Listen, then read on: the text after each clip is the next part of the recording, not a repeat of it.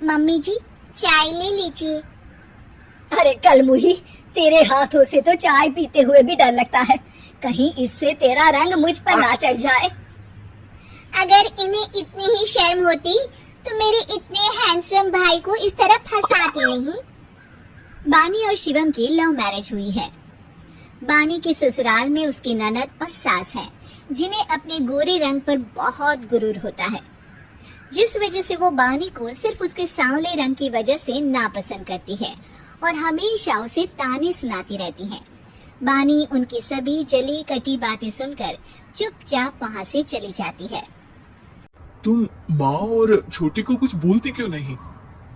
Mummy जी बड़ी हैं, हर छुटकी ना समझ, इस तरह उन्हें उल्टा जवाब देना सही नहीं। मेरी जिम्मेदारी उनकी सेवा करना है, जो मैं पूरे दिल से हमेशा करती रहूंगी। ऐसा बोलकर बानी रसोई में जाकर रात के खाने की तैयारी करने लगती है। रात को खाना खाते हुए बानी की सास उसे कहती है, कल मैंने अपनी फ्रेंड्स के साथ किटी पार्टी रखी है, समय से सारा खाना बना देना और अपना मनहूस चेहरा लेकर ज्यादा उनके सामने मत आना, समझी? माँ, बानी आप दोनों की कितनी परवाह करती है, फिर भी आप उससे इतना बुरा व्यवहार क्यों करती हैं? अरे एक तो लव मैरिज करके इस कलमुही को हमारे सर पर लाकर बिठा दिया और अब हम इसे कुछ बोल भी नहीं सकते क्या? भैया तो इनकी तरफदारी करेंगे ही, आखिर इन्होंने पूरी तरह उन्हें अपने वश में जो किया है। जिसे जो करना है करे, बस कल मेरा सारा काम समय पर हो जाना चाहिए। इस पर सब खाना खाकर सोने चले जाते हैं और अगले दिन बानी जल्दी उठकर सास की किटी पार्टी के लिए तैयारियां शुरू कर देती है। जिस पर पार्टी शुरू होने के बाद सास की सहेलियां कहती हैं, अरे वाह री, तेरी बहू ने तो बड़े स्वादिष्ट समोसे बनाए हैं। हाँ भाई, रंग कैसा भी हो, खाना बनाने में बिल्कुल अन्नपूर्णा है। अरे इसकी भी क्या बात करनी, मेरी बेटी से मिलो, इसकी सुंदरता के आगे तो उर्वशी रंभा भी फेल है। उर्वशी रंभा को तो फेल कर देगी, पर क्या अन्नपूर्णा बन पाएगी? अरे इसे काम करने की क्या जरूरत, उसके लिए बानी है तो, और मैं तो इसकी शादी भी किसी नौकर चाकर वाले घर में ही करूंगी। बानी वापस रसोई में चली जाती है और किटी पार्टी चलती रहती है। उसी रात को बानी की सास गुस्से में चिल्लाते हुए अपने कमरे से बाहर निकल कर आती है। हाय रे, चोरी हो गई, मेरे पैसे, पक्का पक्का इस कलमुही की वजह से हुआ है ये सब। अरे क्या हुआ माँ, कौन सा आसमान टूट गया? अरे आसमान तो उसी दिन टूट गया था जब तू इस कलमुही से शादी करके इसे घर में ले आया था। खुद तो आई ही, अपने साथ साथ मनहूसियत का काला साया भी मेरे घर ले आई। अरे हुआ क्या माँ? अरे मेरी तिजोरी में रखे पैसे कहीं गायब हो गए, सुबह ही देखा, अरे यही रखे थे। क्या आप मुझ पर चोरी का इल्जाम लगा रही हैं? अरे काली बिल्ली पर भी क्या कोई मनहूसियत का इल्जाम लगाता है? ऐसा बोलकर बानी की सास वहाँ से चली जाती है, जिसके बाद शिवम और बानी बात करने लगते हैं।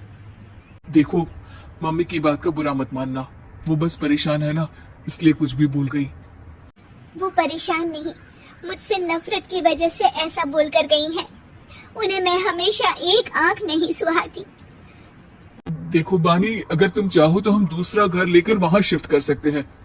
आखिर तुमसे प्यार करके तुम्हें अपनी जिम्मेदारी पर इस घर में लेकर आया हूँ, इस तरह टॉर्चर नहीं होने दे सकता।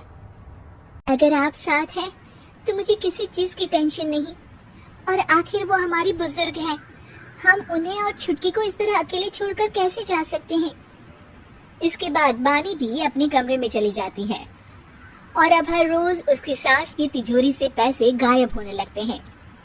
इसी तरह कुछ समय बीत जाता है और वो हर बार हर चीज का इल्जाम बानी पर लगाती है, पर बानी कभी कुछ भी नहीं बोलती। कलमुही नास पीटी, बहू को घर की लक्ष्मी बोलते हैं, ये तो पनौती बनकर आई है, पनौती।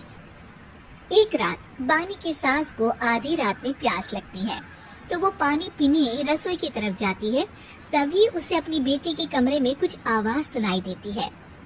हाँ हाँ, मैंने मम्मी की तिजोरी से हर रोज थोड़े थोड़े पैसे निकाल कर हम दोनों के लायक खूब पैसे इकट्ठे कर लिए हैं। और मम्मी आज तक उस सब के लिए भाभी को ही जिम्मेदार समझती है। तुम बस जल्दी से आकर मुझे यहाँ से ले जाओ और हम कहीं दूर जाकर शादी कर लेंगे।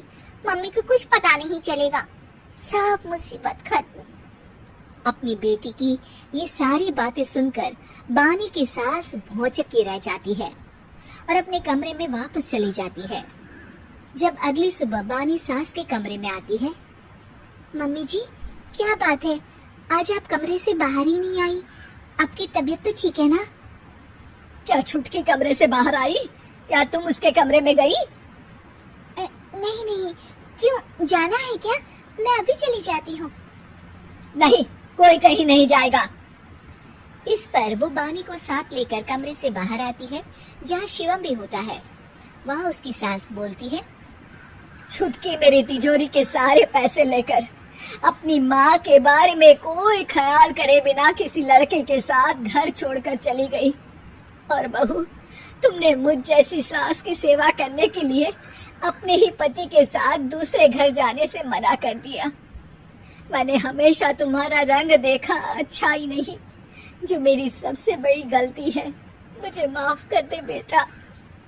और इसके बाद बानी की सास कभी अपनी बहू की तारीफ करते थकी नहीं।